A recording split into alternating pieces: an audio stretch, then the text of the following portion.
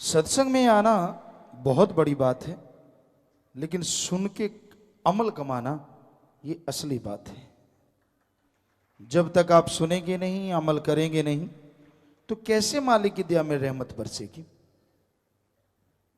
सुन लिया, इस कान से सुना, इससे निकाल दिया।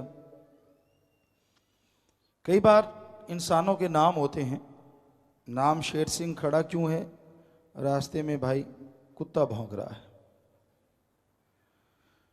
तो कहने का मतलब दिखते कुछ और हैं और करते कुछ और हैं। आज के युग में इंसान ऐसे हुए पड़े हैं। किस पे इंसान यकीन करे? यकीन के लायक सदगुरु मौला अल्लाह वाहिगुरु राम रह गए। बाकी किसी का कोई पता नहीं कब इंसान चलता चलता पैसा खोटा हो जाए, कुछ मालूम नहीं। हाँ, सुमरण करे, दृढ़ यकीन रखे तो दोनों जहान में ओढ़ निभती है और खुशियों से यहाँ माला माल होता है। पर अमल करना तो करे कौन? कहता बाकी काम मैं कर लूंगा, अमल आप कर लो। आज के इंसान को ये है। आपको कई बार एक बात सुनाया करते हैं, बात पे बात याद आ गई कि किसी का कोई आदमी पति मर गया, आस पड़ोस वाले बैठने आए तो एक सज्जन बड़े चालाक, लोभी, लालची थे, वो भी पहुंच गए। तो कायदा है, औरतें रोती हैं तो कुछ गा के से, कुछ बोल के से अपना दुख दर्द हल्का करती हैं। तो उसने पहले कहा कि भाई आपके लिए मैं रोजाना, आप दफ्तर जाते थे, मैं आपके लिए कपड़े तैयार करती थी, अब उसे कौन पहनेगा? तो वो आदमी उठा, हाथ जोड़ के कहने लगा, बहन तू मेरी धर्म की बहन, वो कपड़े मैं पहन लिया करूंगा, रो मत। बेचारी ने, उसने क्या कहना था। फिर रो के उसने दूसरी बार बोला कि मैं रोजाना सुबह परोंठे बनाती थी, ऐसे आपके लिए पैक करती थी, आप लेके जाते थे, अब कौन खाएगा? वो आदमी फिर खड़ा हो गया, कहता बहन जी मैंने बोला मैं आपका सगा भाई, धर्म का भाई, परोंठे मैं खा लिया करूंगा। अब उस मूर्ख को कौन समझाए? चालाक बहुत था, तेज भी था, मूर्ख भी था, दोनों बात कईयों में डबल होता है। तो अब तीसरी बार जो उसने आवाज लगाई, उस बहन ने, शायद उस आदमी से उकता गई या गुस्सा आ गया, तो रोते रोते बोली कि भाई आप 15 लाख का कर्जा छोड़ गए, उसे कौन चुकाएगा? वो आदमी फिर खड़ा हुआ, जितने लोग बैठे थे अब उनकी तरफ मुंह करके कहने लगा, यार सारे काम मैंने ही करने, कुछ आप भी कर लिया करो। परोंठे तू खाए, कपड़े तू पहने और कर्जा कोई और चुकाए। तो आज इंसान ये है, कर्म खुद बुरे करे, जन्मों जन्मों के कर्मों के लिए सुमरन ना करे और खुशियां मालिक दे जाए आके रात को छप्पर फाड़ के। ये चाहता है आज का इंसान। ये कैसे संभव है? जैसा बोओगे वैसा काटोगे जरूर, जैसे कर्म करोगे वैसा भरना जरूर पड़ेगा। ठीक है, टाइम लग जाता है, आप भी यहाँ हैं और देखते रहेंगे जो लोग ऐसा करते हैं, तिल तिल करके भरते हैं। इसलिए कर्म ना खोटे करो, बुरे कर्म ना करो, अच्छे नेक कर्म करो, मालिक से मालिक को मांगा करो, ताकि मालिक की कृपा दृष्टि के काबिल आप बने और दोनों जहां की खुशियों से आप माला माल हो जाएं। तो भाई संतों के पास तो वचन है, कोई सुन ले मान ले तो फायदा है, ना माने तो हर कोई मर्जी का मालिक। कोई भेड़ बकरी तो है नहीं कि रस्सा डाल के खूंटे पे बांध देंगे। आदमी मर्जी का मालिक है, वो कहता है मैं तो ये करूंगा तो कर, मैं तो गड्ढे में गिरूंगा तो गिर। संत तो बहुत रोकते, बाहां पकड़े रखते, ना गिर भाई, ना गिर भाई, ना गिर। कहते ना मैं तो गिरूंगा। तो भाई मर्जी आपकी, हमारा फर्ज बताना, सुमरन करो, बचनों पे रहो, बुरे लोगों का संग ना करो, अच्छाई का संग करो, भली सोहबत करो, तो मालिक की कृपा दृष्टि बरसेगी और दोनों जहां की खुशियों के हकदार आप एक दिन जरूर बन जाएंगे।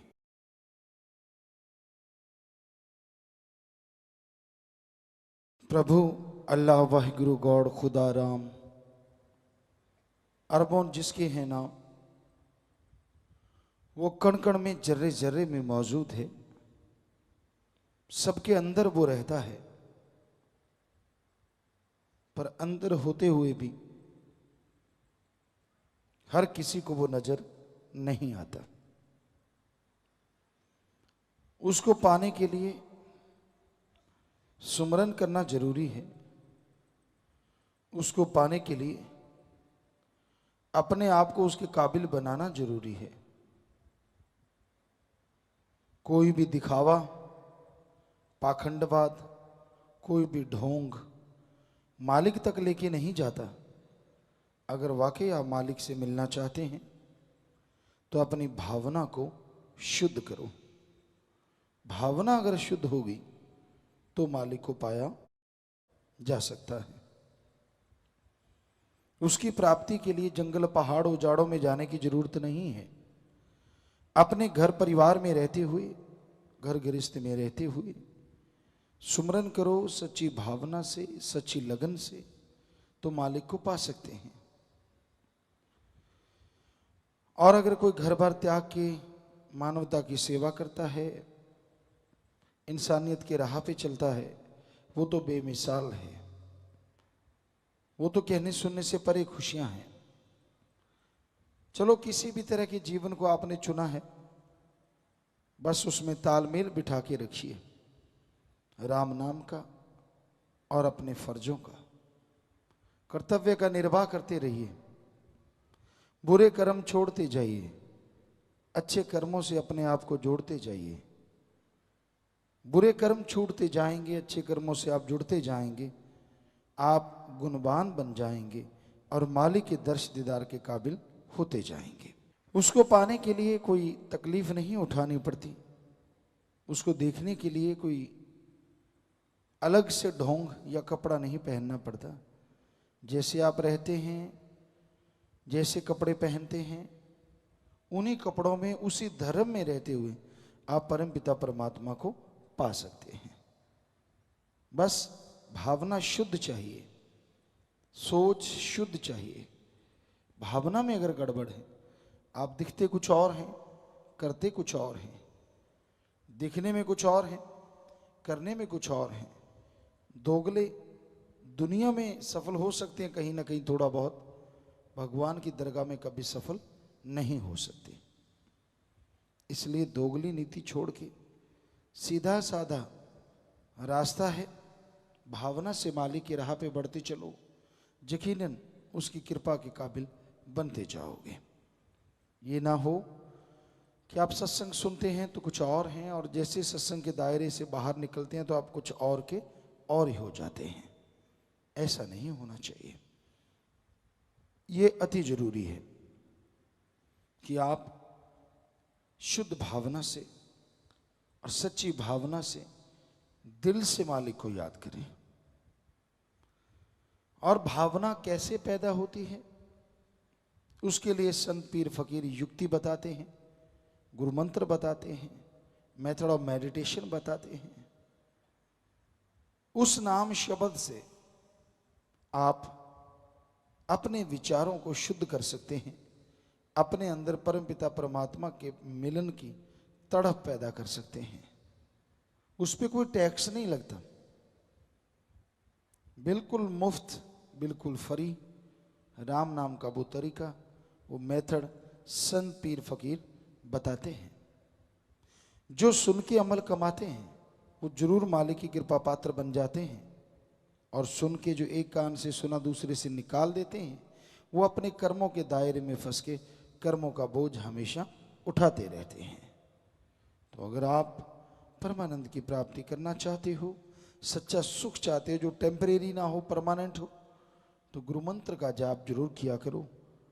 वो आपके फायदे का है। जो भी जीवन आपने अच्छा नेक चुना है उसके लिए वो सहायता करेगा। अगर बुरा जीवन चुना है तो उससे निकलने में आपकी मदद करेगा, क्योंकि गुरु मंत्र भले नेक काम में ही लेके आता है, बुरे काम में कभी मदद नहीं करता। तो इसलिए गुरु मंत्र फायदा ही फायदा करता है। बुरी आदतें आपकी छूट जाएंगी अगर आप मालिक के नाम का सुमरन करेंगे, मालिक की औलाद से निस्वार्थ भावना से प्यार करेंगे, भावना को शुद्ध रखेंगे, यकीनन माल की आपकी जरूर। धन धन सतगुरु तेरा ही आशा। सभी साध संगत जी से निवेदन है कि मेरा चैनल जरूर सब्सक्राइब करें जी। धन धन सतगुरु तेरा ही आसरा।